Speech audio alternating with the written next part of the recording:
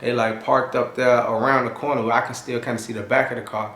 And when he got up, he was about to, you know, I guess pull out. I'm ahead of time. I'm going all out. If it's stop time, I'm getting my shine on. I've been on my grind. Feel like I'm different. I'm one of a kind.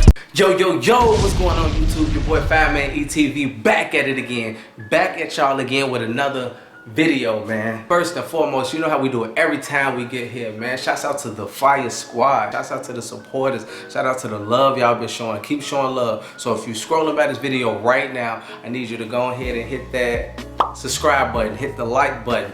Drop something in the comment, man. Hit that share button. Show it to all your friends. I just want to keep reflecting on my past just a little bit, just so y'all can see who I am.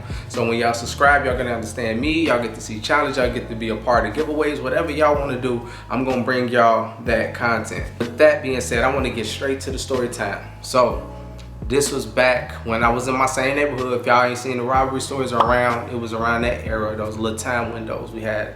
You know, from high school on to that, so that's about a good 8 or 9 years, I want to say, we was out there. You know, those group of friends that I had, all the people that I grew up with, struggled with, been through a lot of different things. So always, man, shout out to y'all and appreciate y'all, because you know I wouldn't be here with even with this situation. So that's why I want to bring y'all this. So let's get straight to it.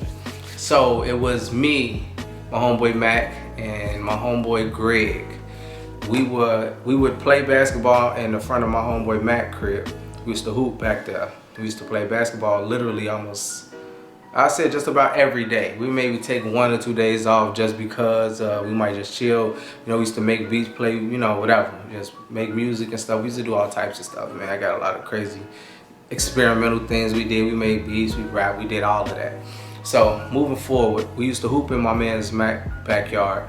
We used to hoop every day just about. And on this particular day, it was, I say it was about 9 to 10 o'clock. I'm gonna just fast forward, say it was like 10 o'clock, I wanna say. But we used to hoop, and then we used to, no, 9 o'clock, because the fish market was still open. That's what we were headed to. It's like 2 blocks, about 2-3 blocks away from where we used to hang out at. And we used to go there every night, like when we could, you know, when we had a couple dollars, we used to put money together. Whatever we had to do, we made it work. Just know that that's how we did it when we was out there. We were struggling, we hustled up, we worked, we did whatever we could. If you got it, we got it. It was like that with us. So basically, we was on our way to the fish market before they closed. It was me, like I said, me, Greg, and Mac. I'm just trying to visualize it because it's been a while. So we walking down the street. It's like, okay, you walk down the street, and then the corner, we approaching the corner, then it's a right there. So we walking from that crib, and that's like about 5 houses off the corner, and we going the other way towards the fish market. Going to 103rd, we on 104th.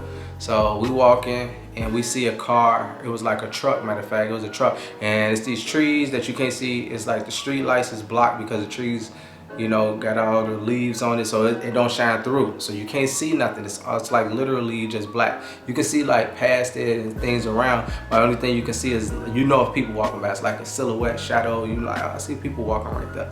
So we walking down that block or whatever, and as we walking down the block, we see the truck. This truck come around and it circle the block. This is regular.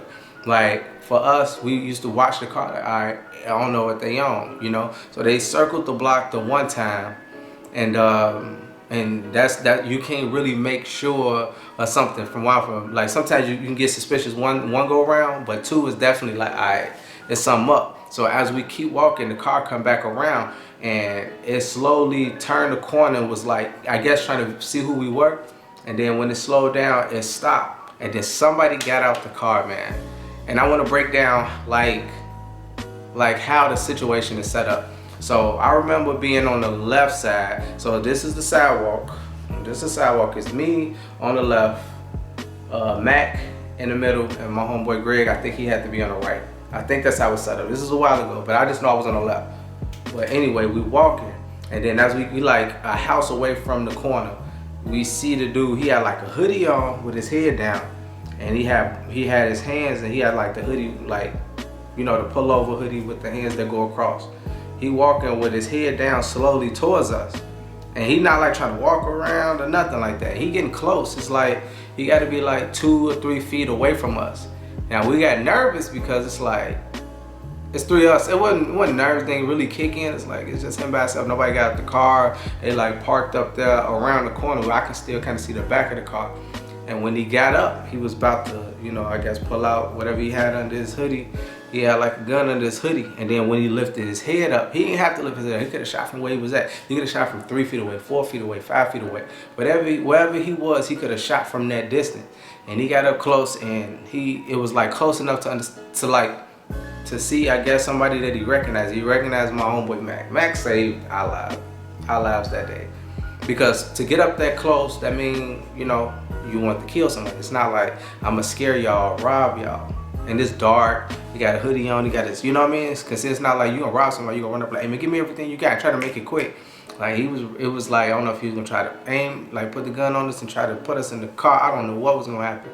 But it's either somebody gonna get shot or whatever. And from later on, what I found out was like, he had like an automatic, like a Uzi or something. I'm not sure, I think that's what he said. I confirmed that. You know what I mean? And maybe throw that in on the next video and then get to the next video about another situation. But we end up, he looked at like, oh, that's Mac or whatever. And he said like, yeah, that's me. And we were just like reflecting on like, that moment, that's when it hit, like it started really resonating. Like, cause sometimes we, in these situations that we grew up in, we wasn't like always scared. It was just like almost normal. That's what's kind of crazy. And sometimes it's normal when we see the news or see different situations. You just get kind of like numb to it sometimes. So when they was walking up, I don't feel like we was nervous. We wasn't even like defense. It was something about the moment. I don't think we didn't even square up and try to see what he was doing or nothing. But as he was approaching, it was like we didn't get what he was doing. And we was about, you know, like he was by himself. His homeboy didn't come out and try to like help or do anything. We by ourselves. Like, you know, it's us three and then it's just him. Like, I ain't get it. So I never really thought further than that moment. But as he was approaching, we had that conversation. Like, nobody really reacted. Like, it wasn't like oh man, let's do this, let's do that. So after that moment, and we started having that conversation about how, like, man, that could have just went all the way wrong. I feel like we still went to the restaurant and everything like that. But that go to show you that when you in these situations and you involved, like, imagine if we would have reacted and ran off, like just took off. Cause that's what you know what I mean? There's another situation, I'll break that down to y'all maybe next week or something. But we had to take off, you know, things, you know, stuff like that in the neighborhood a few times. But that situation in particular, we wasn't nervous, we didn't scare, we didn't like square up or try to like, hey man, like, well, we ain't got nothing, nobody put up their hands. We just like, I can't really explain it. That's why, like, I can remember vividly that nobody gave him a reaction. We didn't seem scared or nothing, but he got so close. He got like from like I said, like a few feet, like where I can reach and touch him almost. Like if I reach and touch without moving my feet, I could have grabbed it, you know, grabbed where it's gonna, whatever. We could have did anything different, but that's how I knew, like, I felt like he was trying to kill somebody. And that's what he said. Like, you know what I mean? I don't want to like say that I don't know the guy. Like, I don't really know the background story or whatever with the guy, nothing like that. But it ended up being somebody from the neighborhood that was familiar with my homeboy. What if he didn't walk? He usually don't really walk. It used to be me and my boy Greg. We used to go to fish market. Greg went to the fish market every day for them 6 wings. You know what I'm talking about. I'm gonna tag you in there. I'm gonna let you know. Them 6 wings is legendary at the fish market. We was there before they changed the prices, man. We was like, for real, we was like every day up in there, man. So yeah, like that just made me think. As I'm telling the story now, it just started making me think, like, we didn't react. We ain't budge. We wasn't like scared or nothing, but we did reflect, like, man, that could have went a whole nother way. Like, we thought about the scenarios. Like I said, the first time they coming around and slowing down at that corner, they could have just bullied, you know what I mean? We would have been gone. And no way you can't outrun no bullet like in that type of situation. You can zigzag, do whatever you want, but they were so close. It was like they was like 2 houses away from the corner, and they could have did what he could have hopped out and started shooting. You know what I mean? Or anything. Like, it could have happened so many different ways. It could have came through the gangway. It could have came through the alley and hopped the fence and came right from our right side, and we wouldn't have seen nothing. So it was so many different situations that could have happened out of that one scenario, but we all was like calm for some reason. I feel like, you know, I always attest a lot of situations like that God is watching over us, and he still is. You know, to this day we still communicate with each other. We got like a little group, a group thing where we still you know, like talk or whatever, just share funny videos or whatever we do. So it's still love. So the thing that I just want to express in this video is some situations might not make sense at the moment, but after we reflected on it, it's like, that's why we kept calm. If we would have took off, it would have made him react and shoot. Or if we would have looked like we was on something or recognized the truck or whatever, or like the way dude looked like, oh, that's dude, let's get up out of here. It could have been anything, but it just made me think like I have to focus, have to be like react in the moment accordingly. And I didn't control those emotions. I can't tell you why. We was all so cool and chill. I can't break it down, but the whole thing, and that's all I want to express, like God controlled the way we were supposed to handle that situation. That's the only thing that I can attest that to. And I just want to speak this testimony, this story time, man. It's just story time, but it's a testimony because, like I said, things could have went different, and you know, it could have been a whole different story or no story at all. But I just want to say I thank y'all, man. I just want to get this quick little story time. I'm gonna keep pushing the story times, and I'm gonna keep doing different things. I got some other things on the way that I'm actually working on. I've been actually doing it.